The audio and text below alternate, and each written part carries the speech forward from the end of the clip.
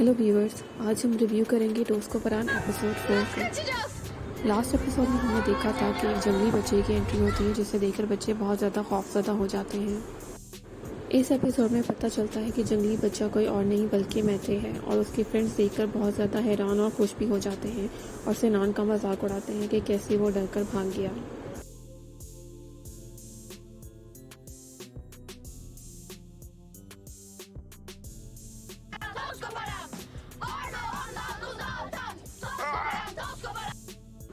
सिनान उसे पूछता है कि वो कैसे बच कर निकले तो वो उन्हें कहानी सुनाते हैं।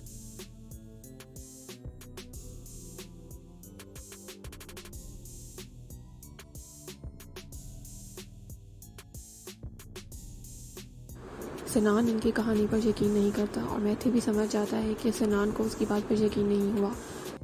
फिर ये लोग अपने कोच को आशानिया का बताते हैं कि ये उनसे ख़रीदना चाहते हैं। कोच अपनी मलकियत में वैन का सुनकर अपनी एक ख्याली दुनिया में चला जाता है और वो बच्चों को वैन बेचने से मना कर देता है। Arkadaşlarla buluşacaktım. Ha, sen o konuda ciddi miydin? Evet, izin verdin ya anne. Ya bilemiyorum ki Yasemin'cim. Hani bugün ayırdığımız testten olacak annem. Yasemin çıkıyor musun kızım? Annem dün akşamki दूसरी तरफ मैथे की बहन भी अपनी सोशल लाइफ स्टार्ट करती है और उसका बाप उसकी माँ को समझाता है। मैथे और उसके दोस्त सरगैन से आशानियाँ खरीदने के बारे में आइडिया सोचते हैं।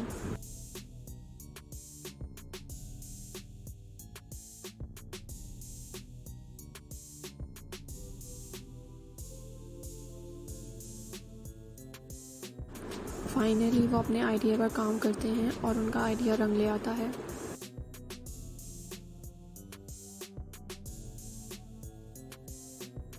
और उनके कोच उन्हें आशियाना फरोख्त करके वहाँ से चले जाते हैं।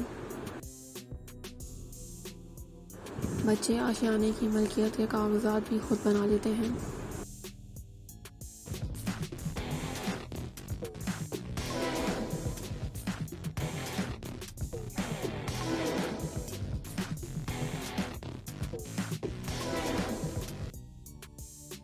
दूसरी तरफ सिनान को अभी भी शक होता है कि वो लोग झूठ बोल रहे हैं और उसके दोस्त उसे समझाते हैं कि ऐसा कुछ भी नहीं है।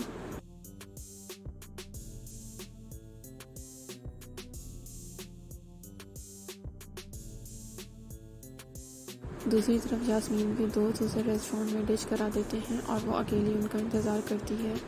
तभी वो अपनी एक दोस्त को फ़ोन पर याद करती है।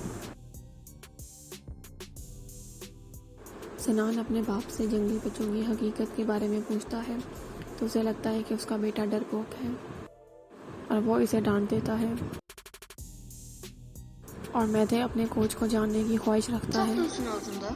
Senin için küçük bir doğum günü hediyesi. Zikir yapmışsın. Oo çok güzel. Çok teşekkür ederim. Beğenmene sevindim. Bunu ölene kadar parmağımdan çıkarmayacağım. अगले दिन क्लासरूम में दोनों टीम्स आपस में मशकूक रहती हैं। किरम सिनान को बता देता है कि उन्होंने आशियाना ख़रीद लिया है तो वो उनसे सवाल करता है कि कल रात तो उन्होंने कुछ और कहा था। Aşiyana geldiler, savunmayı deldiler. Kendi bilmez cahiller, orman çocuğu gördüler. Boş durmadım ay ay, plan yaptım vay anam vay. Verdik sucuğu 3 kangal, aldık karımını 5 kafadan. Fırtına önce sessizlik, kareyle alt ettik. Her şeyi hızlıca hallettik bir aşiyana. Music class के लिए सब बच्चे ground में जमा होते हैं।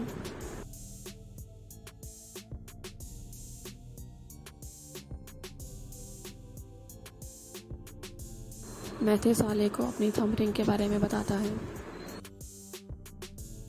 सिनान और उसके दोस्त अलिफ और उसकी टीम का पीछा करते हैं।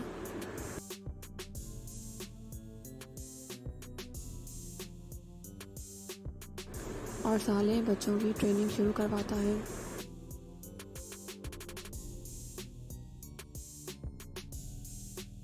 मैथे बहुत ज़्यादा सवाल करने पर साले से माफ़ी मांगता है। मैथे और साले के दरमियान बहुत ही दिलचस्प गुफ्तगू होती है।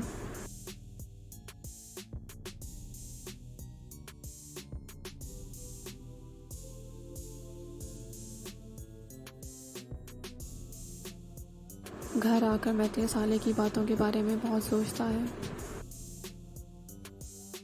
अगले दिन स्कूल में मैथे को आइडिया हो जाता है कि साले की दी गई ट्रेनिंग तीरंदाजी के लिए किस तरह जरूरी है। Arkadaşlar bakın burada yazıyor. Işık oyunu Orta Asya'daki çocukların ok atışları साले इनका जवाब सुनकर खुश होता है और उन्हें एक तुर्क कमान देता है। मैथे अपने वालिद से अपने कोच के बारे में बात करता है। सिनान का वालिद उसके डर को लेकर फिर उसे डांटता है। वहीं मैथे को अपने सवालों के जवाब मिलते हैं और वो अपने कोच साले से मिलने चला जाता है।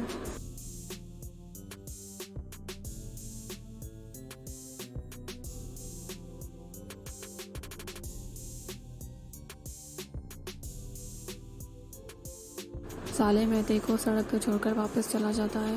वहीं रास्ते से मैथे को याद आता है कि उसकी चाबी वहीं गिर गई है, तो वो वापस चला जाता है। दूसरी तरफ सिनान अपने डर का मुकाबला करने के लिए अकेला ही जंगल में निकल पड़ता है और सिनान की नई कोच की आज एंट्री होती है। सिनान अपने डर का सामना करते हुए आशियाना पहुंचता है और वहां जाकर देखता है। सिनान के घर वाले उसे ढूंढते हैं। जंगल में सिनान मैथे से मिलता है और उसको बताता है कि असल में जंगली बच्चा वो है, जिस पर वो उस पर गुस्सा होता है और दोनों में लड़ाई होती है और वो वहाँ पर एक खाई में गिर जाते हैं। और यहाँ एपिसोड 4 ख़त्म हो जाती है।